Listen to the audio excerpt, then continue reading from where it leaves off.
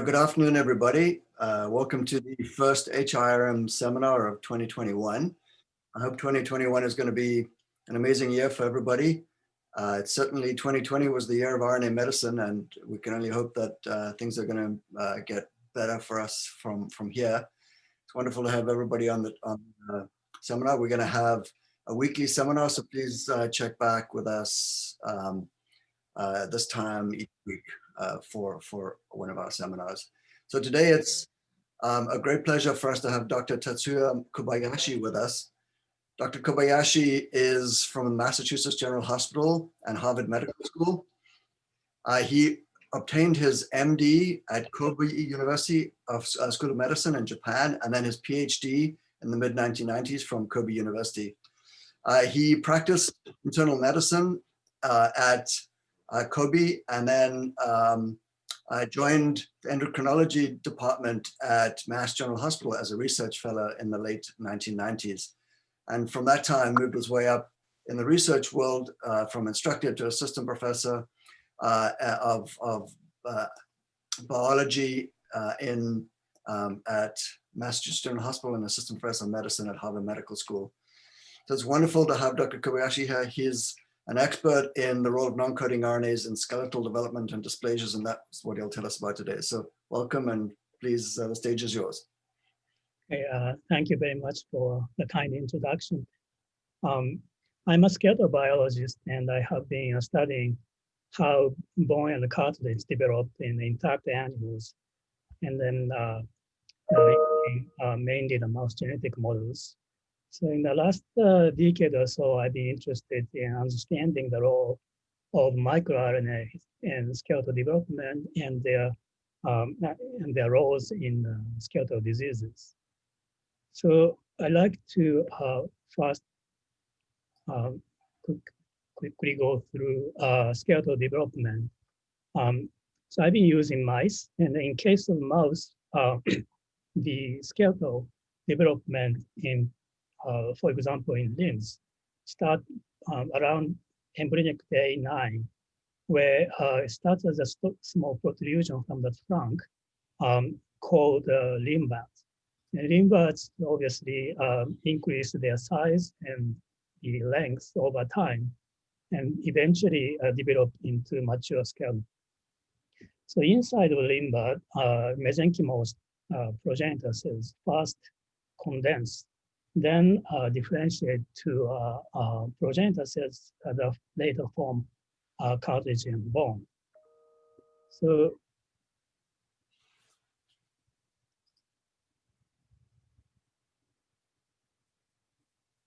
I'm sorry that my computer is a little bit slow.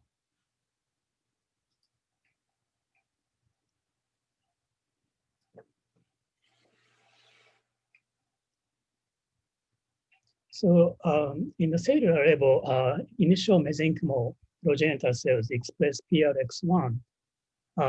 The first proliferate, condense, and differentiate to a common progenitor for chondrocytes and osteoblasts, thus in a later stage form cartilage and bone. The first common progenitors differentiate to chondrocytes, then these chondrocytes further mature to become hypertrophic chondrocytes that produce Indian hedgehog, which is essential to induce differentiation of bone progenitors. So in this process, regulated by many signaling molecules, and also transcription factors, and then abnormality of any steps can lead to skeletal dysplasia. So being interested in the microRNA's role in skeletal development, we initially knocked out the DISA and the Roche and the skeleton. Now, of course, we see many devastating consequences, the cell death and proliferation defects and differentiation defects. But that only tells you that the microRNA is globally important. And then in order to study their detailed mechanism, we need to focus on each individual microRNA. So for that reason,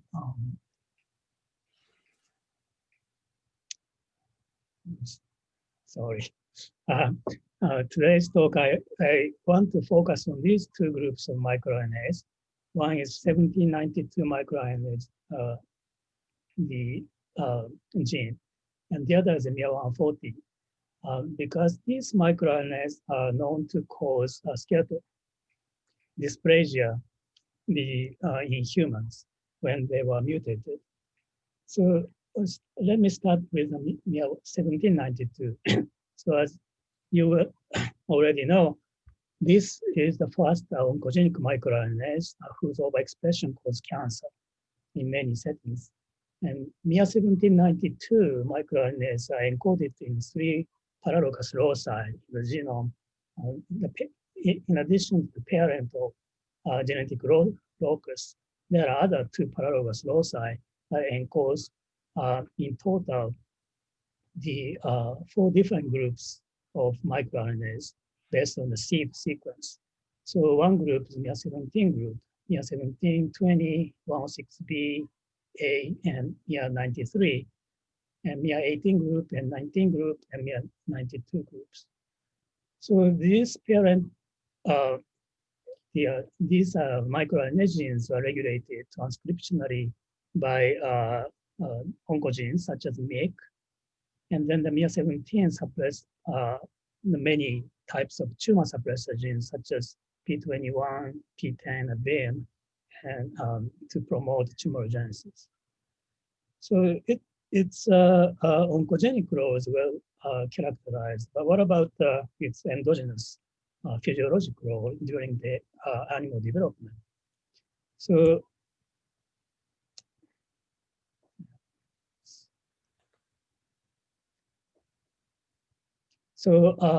this is the animal generated by Jim Martin. Oh, I'm sorry. So,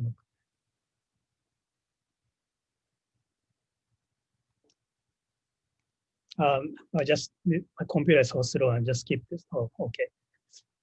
So where he made a report back to transgenic mice where LAC-Z is expressed under the regulatory elements of miR1792. It's expressed in the various tissues, but particularly this is embryonic skull. The miR1792 is strongly expressed in the mesenchymal skeletal progenitors in the skull. And then the expression of miR1792 decreased upon their differentiation into a mature osteoblast here in the bone. And this is replicated in vitro.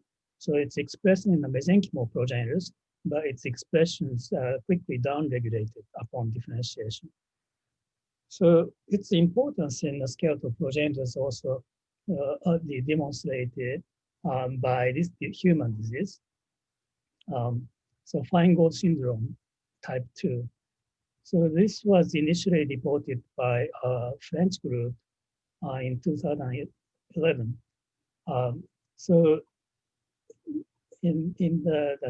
they analyzed a couple of pedigrees showing a similar phenotype to Feingold syndrome that was known to cause by NMIC back then. Then they found actually deletion mutation of miR1792 genes. So skeletal phenotype includes microcephaly, short stature, and digital abnormality that includes brachydactyly, which is shortening of the bones, and cutaneous syndactyly. In this case, the second and third toe are fused at the skin level, but not in the bone level. So the miR1792 knockout mice were generated by Ventura's lab in 2008. Then this group also looked at the mouse phenotype. But the genetic equivalent of mice of the human patients, which is heterozygous germline knockouts of miR1792, has a very, very modest phenotype, and almost phenotype non-existent. So in order to understand the pathologic mechanisms, we decided to make a better or more robust animal model. So we decided to knock out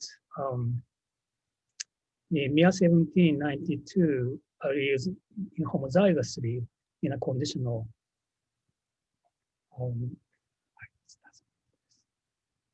manner. So here we knock out miR17 along with one of the paralogous genes, 106B. So as you can see here, 117 heterozygous germline knockouts, which is the model of the human, have very modest phenotype with shortening of the second phalange of the fifth digits. But when we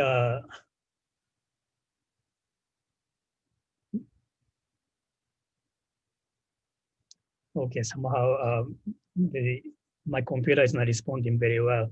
So, but when we knock out both alleles along with MIAS106B allele, actually mutant mice show a pretty similar phenotype to the human, which is the syndactyly, brachydactyly, and also mineralization defects in the skull. So abnormalities actually start pretty early on during the embryogenesis. So this is the limbus stage of embryo day 9. The whole mountain city hybridization of SOX9 to mark skeletal progenitors. As you can see, these primordials of skeletal progenitors are already small in conditional knockouts. And 2 days after the primordial for the digits, you can appreciate the size reduction.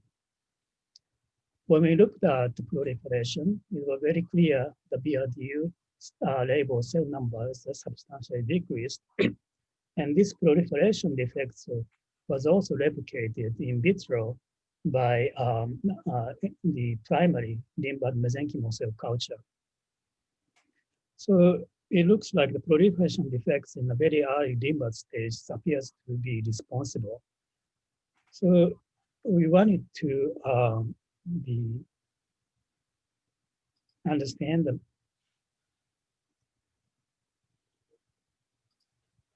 the mechanism. And then we did RNA-seq and also the prediction of target genes, miR17, 92 family microRNAs. But then it was really hard because so many genes are predicted targets. Okay. And then it was hard to narrow down the candidates. So we decided to step back a little bit,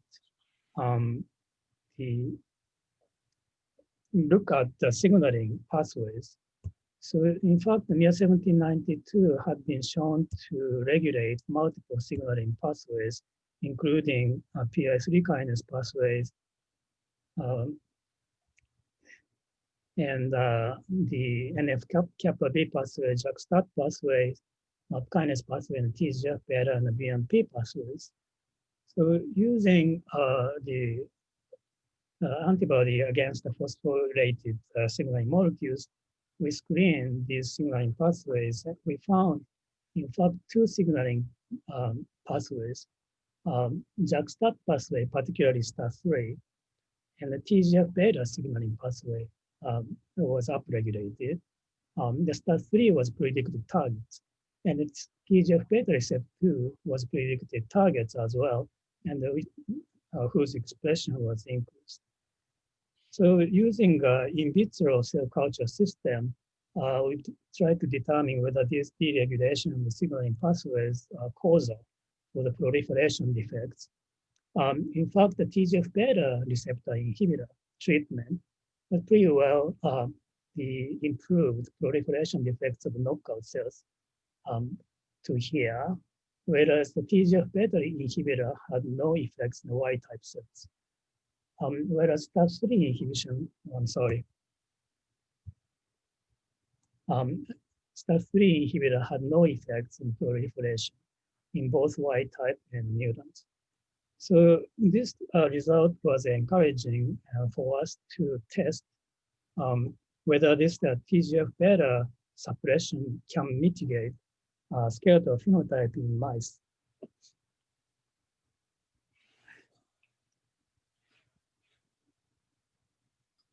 So I'm sorry, this somehow my computer slideshow doesn't progress very well. So, but anyway, so we did this inhibitor injections, as you can see here, the TGF-beta inhibitor injection into the pregnant females and actually rescued skeletal phenotype very well. Now this indactyly phenotypes, the absent, and brachydactyly is also absent. The mineralization defects of the skull was also absent. And when you look at very closely, the second phalange, the mutant is missing, but now reappear.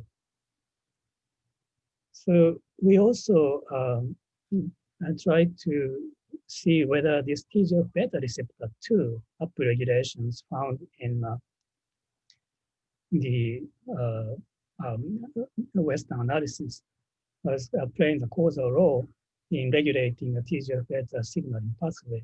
So we tried to do this genetic rescue as well. We bred in the flox allele of TGF-beta receptor 2 to the ablate one allele of TGF-beta receptor 2. So as you can see, this is the mutant, and then the compound mutants missing one allele of TGF-beta receptor 2 rescue the phenotype pretty well. So, but not perfect because the second phalange is still short. So then the question is, what microRNA is really responsible? So these are the results from, Ventura's paper. So he knocked out the individual seed knockouts of miR-17 microRNAs. So when you look at here, basically these animals are missing only miR-17 seed group. In other words, miR-17 and miR-20. And as you can see, this the miR-17 seed knockout have a skeletal phenotype. This is also seen in the combined mutants, so miR-17 and 80, whereas other seed group, individual seed group knockouts show no skeletal phenotype.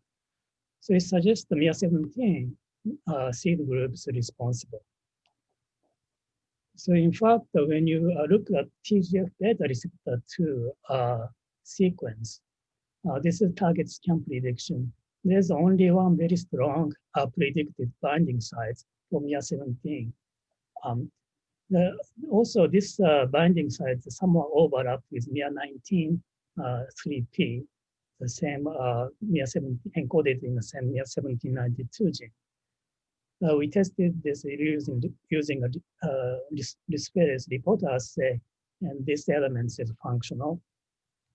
So at that point, we saw that among all the many predicted miR-17 and target gene interactions, probably miR-17 microRNAs interaction with this, with TGF-beta receptor 2 through this binding site is physiologically relevant. The other interaction may not be really meaningful. So to test this hypothesis, we decided to disrupt the binding site of miR-17 in this TGF-beta receptor 2 gene. So when we looked at the sequence, we found conveniently the 210 sequence was located spanning these short segments that contains the miR-17 seed binding sites as well as miR-19 3P binding sites. So in order to make this small deletion in mice, we set up the mouse genome editing system in a lab. It's called iGonad, that was originally developed by a Japanese group a few years ago. The essentially idea is to deliver CRISPR molecules in pregnant females, and then electroporate molecules into the mouse embryo in vivo. This system eliminates a large setup of mouse breeding, and also the micromanipulator that traditionally used to do CRISPR-mediated mouse, the genome engineering. So we disrupted the binding site in a TGF-beta receptor 2 using this system, and then generate a F1 line and cross them together to make homozygous embryos. So as you can see, the disruption of these binding elements, in fact, increase the TGF-beta receptor 2 expression.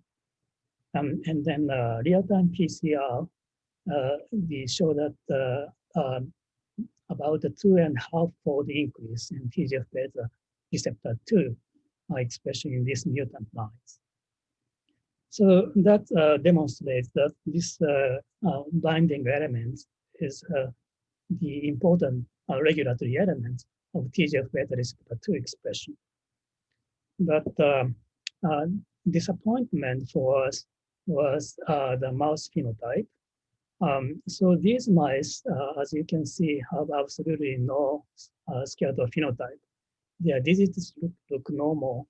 And the second phalange, this is the shortened in the miR-1792 knockout, while still has a normal size. So our hypothesis initially that is the single interaction between miR-17 and TGF-beta receptor 2 is physiologically meaningful. It's not supported by this evidence.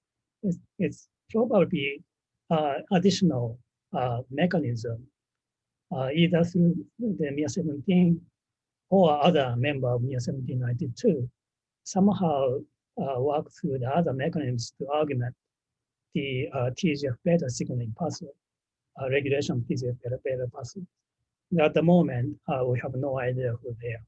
So the RNA results suggest that TGF-beta ligands are also slightly upregulated. So this upregulation of TGF-beta signaling is probably caused by multiple reasons. So we also did STAT3 because we found that STAT3 was upregulated. So STAT3 has doesn't progress. STAT3 gene 3-UTR has two binding sites here and here. So we use a CRISPR and remove these small segments. But then again, the mice has no phenotype.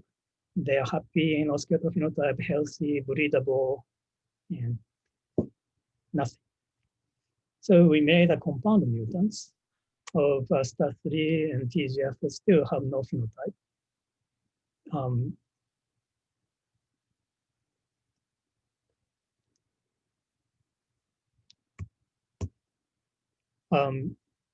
Then we also did the same thing against E2F1, which are quintessential targets for miR-1792 gene. There's a binding sites here, and this mouse as well have no phenotype. Now, out of desperation, we're trying to make a triple mutants, and then we kind of find this animal after start dying at age of 1 month. So at the moment, we haven't really confirmed this sudden death phenotype. And of course, we don't know the reason for the sudden death, and whether we're not sure whether this is a possible phenotype or not. But that's where we are. So as a conclusion, so can I ask like a question? Yes. To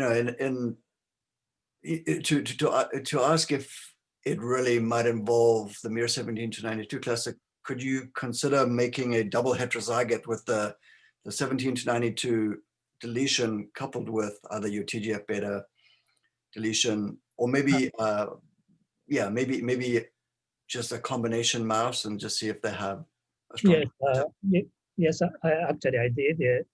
And then by heterozygous mice with 17 and 92 combined with these mutants didn't actually show skeletal phenotype either. So I suspect the miR-1792 is just half a dose is not enough to upregulate TGF-beta sufficiently. So because we cannot delete more than that.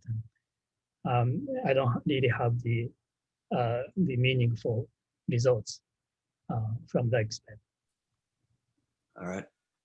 All right. So the conclusions from the inhibitor experiments and genetic rescue, to us, it's clear that upregulation TGF-beta signaling is very important for normal skeletal, the major cause for the skeletal dysplasia missing near 1792 microRNAs. And TGF-beta receptor 2 upregulations likely contribute to upregulation of TGF-beta signaling. But this disruption of this miR-17 binding site alone is not sufficient. So it's not like one single microRNA target some important target gene and it leads to a biological effect. It's more like microRNAs probably has to suppress multiple targets, regulate multiple targets in order to regulate some biological effects. But this doesn't have any strong evidence for that. But since microRNA is a kind of safeguard mechanism, it's more likely. So now I like to move on to the next part of the talk about miR-140. We recently reported the mutation of miR-140 in the human results in a novel skeletal dysplasia. So this has been done with a collaboration with the human geneticist Gidre and molecular biologist Hiroshi.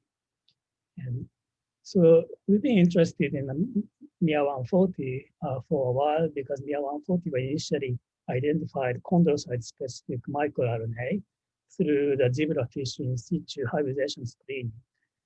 And miR-140 in mice is expressed in proliferating chondrocytes of the growth plates, which is marked with type 2 collagen, and its expression downregulated when the chondrocytes differentiate to a hypertrophic chondrocytes expressing type 10 collagen.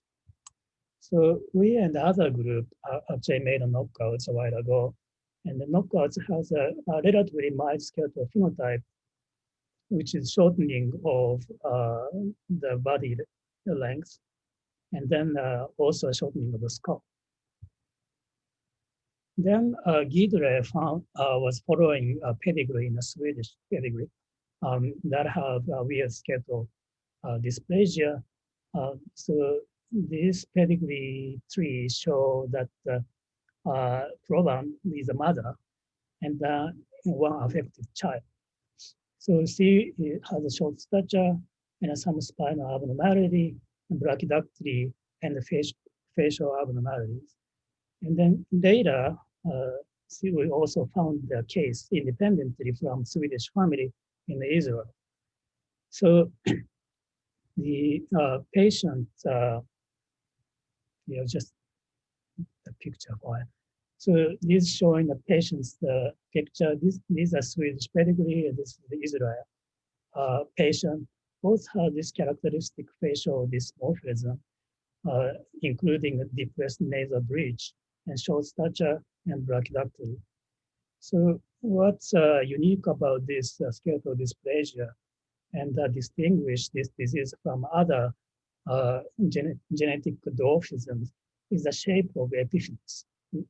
For example, here, this is normal individual. So epiphyseal bone, the end of the bone, epiphysis has a little bit square shape and that make a joint surface. But when you look at these patients, the epiphysis is very small and round shape in both cases. So this is a very unique feature. And then this is the reason why Gidre initially thought this is an independent clinical entity. So after the exome sequence, they didn't find any mutation in the protein coding region and expanded the search into a non-coding region that found the single nucleotide substitution in the miR-140 5P arm gene here is the A2 gene mutation in the second nucleotide, which is the first nucleotide of sequence. So obviously functionally very important. So the patients are heterozygous, as you can see in the Sanger sequence. So since miR-140 is 100% conserved among all vertebrates, we decided to make a mouse model. So heterozygous mouse, unlike human, has again very little phenotype. So we decided to make a homozygous. The homozygous show actually phenotype somewhat reminiscent of the knockouts. So the shortening of body length and mild growth retardation. And then the face was round, again, similar to knockouts. And this is the micro CT image. So initially we thought that this mutation might actually disrupt processing of microRNA and cause a no mutation. But when we did the small RNA-seq, actually both the 5P and 3P strands are expressed in homozygous and heterozygous mutants. So it's not just loss of processing. And then the surprise was after we realized that this mouse has a very distinct phenotype from the knockouts. So this is the 2 weeks old tibial epiphysis. So as you can see, the wild-type animals, this is the growth plate, you have epiphyseal bone formation by 2 weeks. And knockouts has a more or less similar to a wild-type, already have epiphyseal bone formation. But in knock-in mutants, this gene mutation, even heterozygous, you can see a significant delay in epiphyseal bone formation, and the epiphyseal bone is absent in homozygous. So then it suggests that this is actually a neomorphic mutation caused by gain of function. Then, so the similar, the abnormality you see in every other type of cartilage. So this is wild type. You already have a mineralized cartilage core in the frontal ribs. As the knockouts show the similar mineralization, the mineralization substantially delayed. And it looks like that this delay of cartilage maturation is due to the expansion of immature chondrocytes. So in mutants, which is not seen in the knockouts. So these are growth plates in the basal skull. So this expansion of immature chondrocytes are also seen in the long bone growth plates in 2-month-old age. And presumably due to this abnormality of chondrocyte maturation, the epiphyseal bone is very small compared to wild type. It also supports the pathogenesis of the human skeletal dysplasia. So this gain of function neomorphic mutation is also supported by RNA-seq. So we isolated chondrocytes and isolated RNA and performed RNA-seq. This is the PCA analysis. As you can see, knockouts and these homozygous knock-in gene mutation show pretty mapped in pretty distant places. So Hiroshi did a little bit more analysis. He looked at the predicted target genes of miR-145P. This is wild type miR-145P, and then the mutant miR-145P targets, and also 3P. There are 2 3Ps because of DISA cuts 2 different places and targets. So, and then looked at the distribution based on their fold change with 2 group comparison. So in comparison of homozygous knock-in wild type, basically this graph shows when the line is deviated towards right from the reference line. This is the entire gene sets in the black, indicated by black line. Expression of genes in this group is generally downregulated. And the opposite is the same when the expression gene of this group, in this case, the miR-145P wild type Y-type 5P target genes, predicted target genes. If the line is shifted towards right, it means that the expression of this group of genes is upregulated. So as you can appreciate, this red line is the predicted targets of this mutant 5P. This line shifted towards right or left, I meant. That means it suggests this, the mutant 5P is actually have a gain of function mutation and suppress the novel group of target genes. At the same time, in this comparison, the target genes or predict target genes, Y-type miR145P, are generally upregulated in homozygous. That also means that it's not just only the gain of function, but it also causes the loss of function in this animal. So essentially in this analysis of this animal and then the human, we found that the single nucleotide mutation causes a novel skeletal dysplasia in human, and then this mutation causes both loss of function and gain of function. So I just want to talk about a little bit more about miR140 because I've been studying this for a long time. So one of the strange thing we found is that, so this is the public database from miRBase. So miR145P expression level is much, much lower compared to miR143P. So as you can see, there are 2 3Ps here and here. But based on the Hiroshi's analysis, when you knock out, in this case, knockouts, when you knock out both microRNAs, then upregulation of the gene is much more greater in 5P predicted targets than 3P. So these 2 lines are 3P predicted targets. It's marginally upregulated. The 5P predicted targets upregulated like this. So despite the fact that 3P is 10 times more, somehow 3P's regulatory role effects appears to be weak. So of course we don't know the answer, but simply due to the curiosity, we wanted to ask some question. So what are the roles 143P? And then what's the consequence if this 5P is overexpressed that's supposed to have a stronger regulatory effects? So this is the Hiroshi's work in 5 years ago, how 5P and 3P strand selection is done. So during the agonal loadings appears to be either of these strands is selected based on relatively simple rules.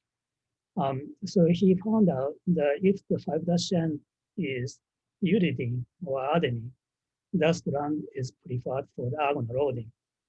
And also, if the thermodynamic stability is lower than the microRNA whose 5'N is in unstable ends, the preferred to load it. So that probably determines the abundance of relative abundance between 5P and 3P. In fact, when we looked at the small RNA-seq data of these mutants,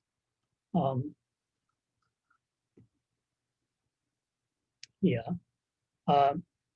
might notice that actually abundance of 5P is different. And 3P is slightly low in the mutants, and 5P is slightly higher. And then when you look at the heterozygous, red color indicates the mutant allele, and then gray color indicates the transcript is coming from the Y-type allele. So when you look at the ratio, it's clearly the mutant alleles produce more 5P. That is also suggests that the small mutation of the 5'Ns actually influence the relative abundance of 5P and 3P. So when you look at miR140 transcripts, in fact, the miR145P start with the cytidine here, which is not preferred according to Hiroshi's principle, which is not preferred for agonal loading. Whereas 3P start with, first one start with U, and second 3P start with A, and both of them are preferred for agonal loading. So I think that in order to change, we can change the stoichiometry of these 5P and 3P by changing either of these 5 Dashians. So we can change the here or here.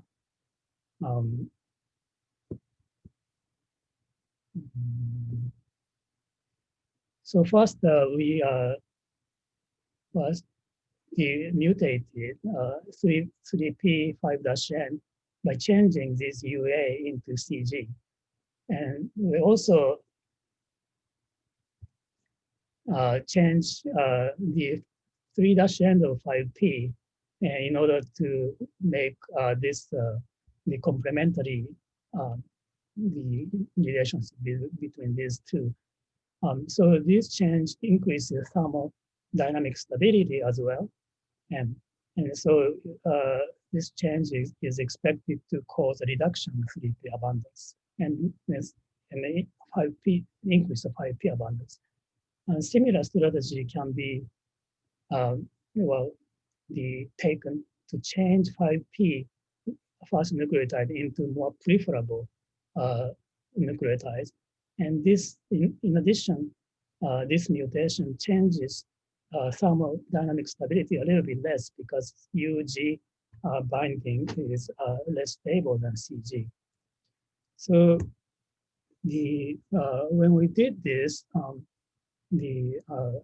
then we generate the mice, and in case of CG, and quantify the miR145P abundance, and in fact, the miR145P abundance is now 10 times higher.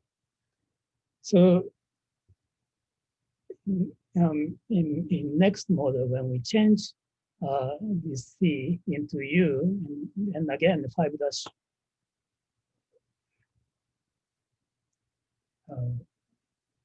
okay. So a 5P abundance increased by 3-fold in this case, and 3P abundance decreased substantially. So, and then we hope to see some physiological consequences, and that may actually helpful to identify physiologic targets of miR140, which haven't been known. But this is somewhat disappointing. So this animal, they express 10 times more of 5P and then 10 times less of 3P. They have very modest phenotype. So it's almost normal, except the shortening, a little bit shortening the body size. As you see, the tail is a little bit small. So the other animal as well.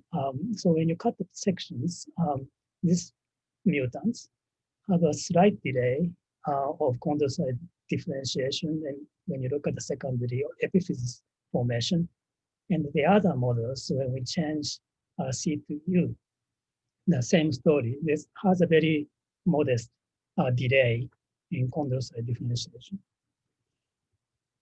So nonetheless, this mutation changes similar molecular consequences.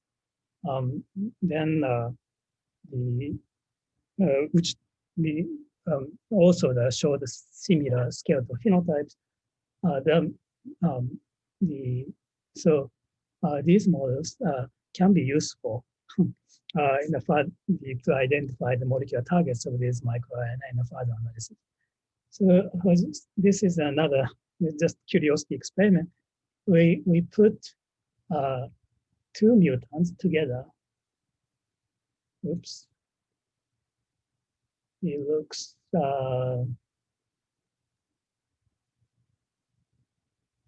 am I still sharing the screen?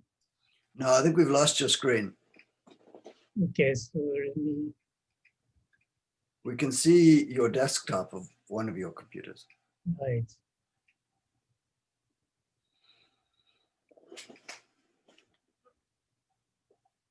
I'm sorry what happened. I don't know what. Yeah.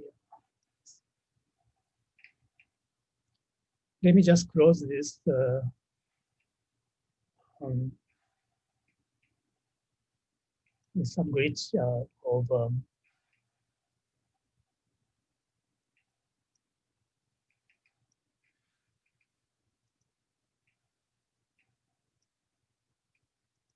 so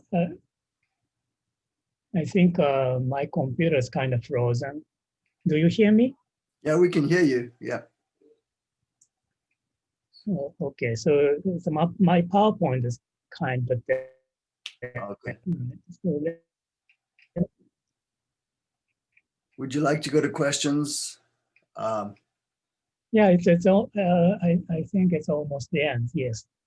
So essentially, I just want to show you some phenotype when we made mutants in this context, that we have a more robust phenotype. That also suggests that this importance of the it suggests that this gain of function mutation of this mutants are dosage dependent. So in the conclusions, we can change the stoichiometry of 5P and 3P.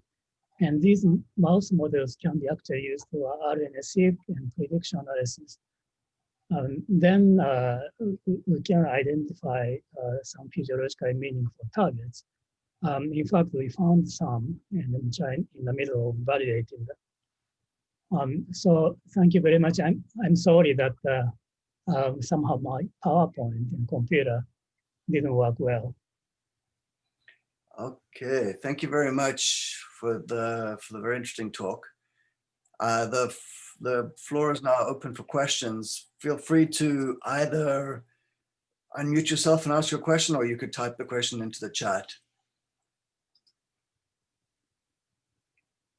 I'll start by just asking you: are there strain background issues when studying skeletal phenotypes in mice? I mean, are some of these mice able to compensate well for the loss of activities in bone development or other skeletal phenotypes? So mouse genetic backgrounds, of course, influenced some phenotypes. But we have mainly focused on development. So essentially, they are similar. But in case of bone, for example, C57 backgrounds, mice are osteoporotic. And then for this genome editing, we usually use outbred CD1, which has a high bone phenotype. So I guess when you talk about the quantitative differences, the genetic backgrounds has to be paid attention to. Yeah, I was wondering if you could find a sensitized background, maybe some of your weaker phenotypes might show up. Any other questions? Hello, this is Ming. Can you hear me? Yeah, go ahead. Oh, just one quick question. In one of your PowerPoint slides, you bring a very significant clinical point. The TGF beta and the relationship on the limb development. I wonder, in the clinic, I train as an MD here, and when people use in oncology, they do a combination of TGF beta inhibitors. Would it be a concern, for those, patient at the center, taking the TGF beta and, at the reproductive age, fetal development, that kind of things would, pop up? Yes, of course, if you think about application to the human, it's a big concern. It's probably shouldn't be done. So even in a skeletal development, if you knock out TGF-beta receptor 2, mess up totally. But in this case, we use the chemical inhibitor and the TGF-beta receptor 2 as heterozygous. So somehow we hit the kind of right dosage. But of course, if you overdose, you get significantly detrimental consequences. Of course, in our experience, in the development, the translational medicine, it might not happen, but, we just be cautious, when we go into the first human trial and make sure that, no reproductive age ladies is engaged in these studies, and we don't want to get something like, the past good old, bad old day, good old day, come up with aphomelia, in the, thalidomide, studies. Right. Yeah. Do you see any compensatory pathway, might escape, that kind of concern? In the Dana-Farber, I think several years ago when they joined the, do some study on the Gerivic, for the CML studies, they were very uptight about, during the investigative phase, and it come out their compensatory mechanism, that would pan out, and the physiological readout is not as bad as we expected biochemically. So do you see any recompensatory pathway in the system, might have a different readout? Well, so of course, the animals probably have some safeguard mechanisms to to ensure the robustness of the phenotype. But so far, this is developmental stages. It happens very quickly, and I don't really know whether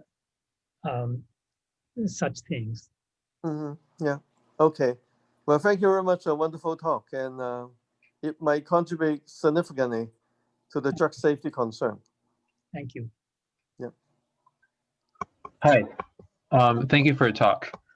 My question has to do with where at one point, I think during a talk, you mentioned that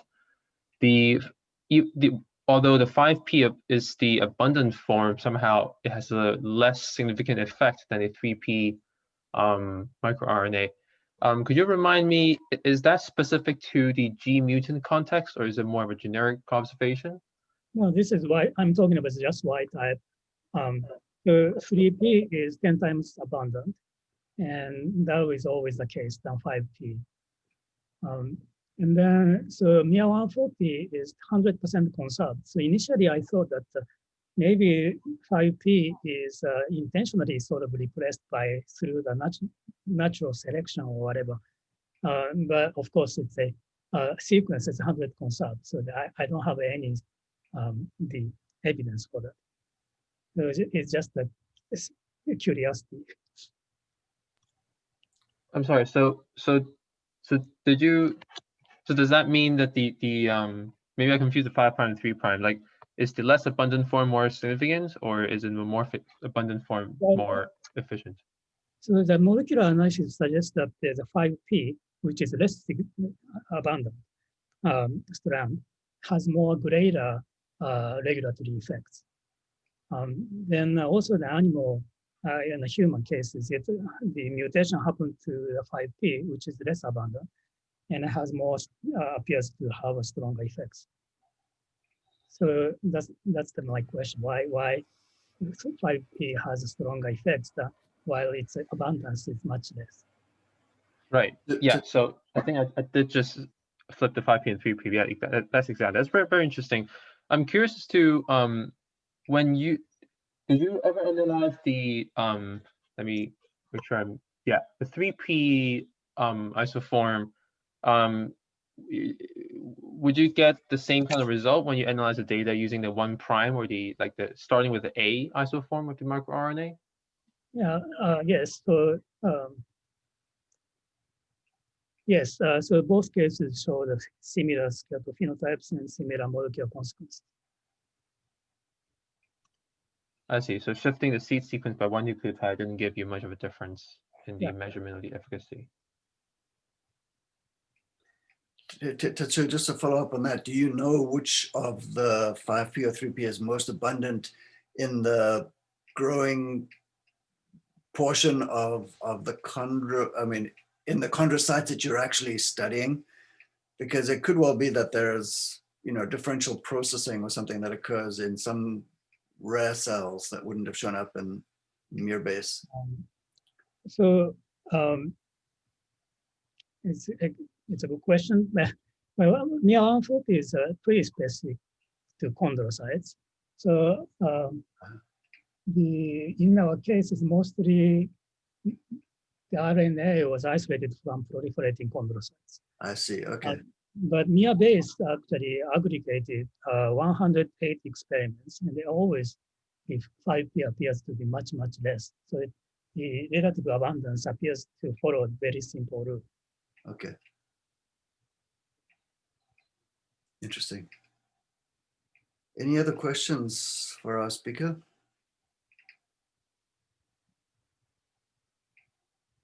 Okay, well, let's thank Dr. Kobayashi one more time. It's really fun to hear your story, and good luck with all of the crosses and the mouse models. So just bear in mind, we'll be back next week. If you have other questions for Dr. Kobayashi, feel free to reach out to him or reach out to me, and I will connect you. So thanks everybody for your attendance, and we'll see you next week. Bye. Thank you. Thanks, Tatsuya.